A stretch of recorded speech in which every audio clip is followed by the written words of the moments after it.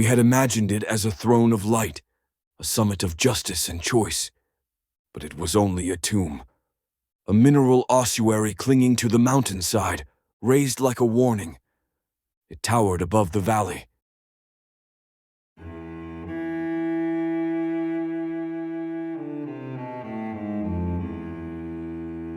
A fortress of black stone, angular, with no banners, no light.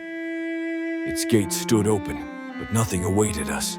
No guards, no signs, only a dry wind and the distant rattle of chains against stone. It was up to us to enter, as one steps into judgment. Inside, the air felt as if it hadn't moved in centuries. A hollow nave, vaults of tarnished metal. Figures lay sleeping on the floor. I didn't understand at first, but they did. They looked at us without seeing, as if they had already crossed the threshold we sought. Servitors moved about, slow, mechanical, wired down to the bone. They spoke no words, but pointed in silence with iron fingers, always in the same direction. Some of the young had been there for weeks, waiting. For the ascension, they said, though none knew what it meant, as if they awaited a light from the sky, or its absence. We were given a cell, a number, a task. Each day began with a crackling alarm and the sound of marching feet.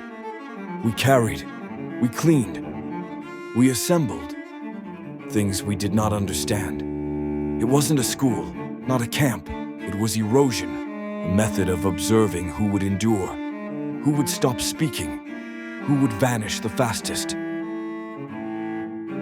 The dormitories had no walls, the clothing identical, the food barely anything, a lukewarm ration, a gulp of thick water, enough to survive, never enough to live. Gaul seethed in silence. Tancred, on the other hand, studied every face. He was searching for something, a weakness perhaps, or a memory.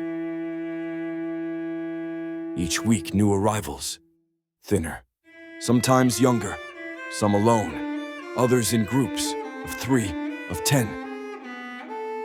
And soon the groupings began, by clan, by dialect, by shared pain.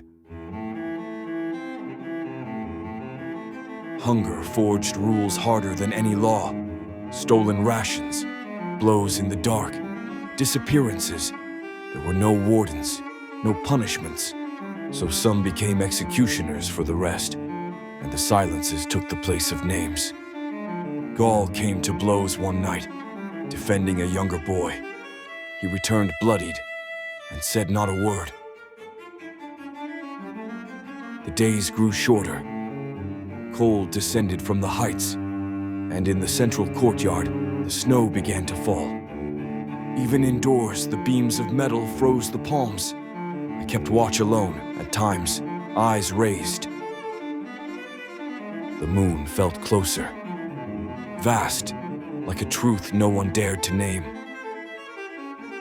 An old boy from the north, half mute, whispered to me, "When it covers the star, they come." He never said who, but in his eyes I knew. He meant them, the ones who judge, the ones who do not speak. Around the fire, our voices faded. Gaul slept with only one eye closed.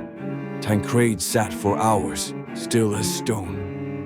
I thought of Silas, of that circle he had drawn in the dust, and which no one had dared to erase. It was no longer a quest, it was a culling. A waiting built to wear down the soul, until all that remained was bone or flame. I looked at my hands. They had changed, too thin, too hard, as if fear no longer had anywhere to cling.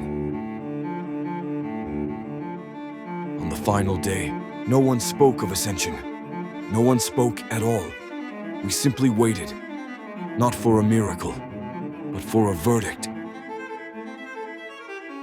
The light came first, pale, mother of pearl, as if filtered through the mist of a dream. Then the shadow broke it. A ship, black, silent, as slow as time itself, passed above us, without a sound, without a glance, as if it had come not to take those who still hoped, but those who had forgotten even the name of hope.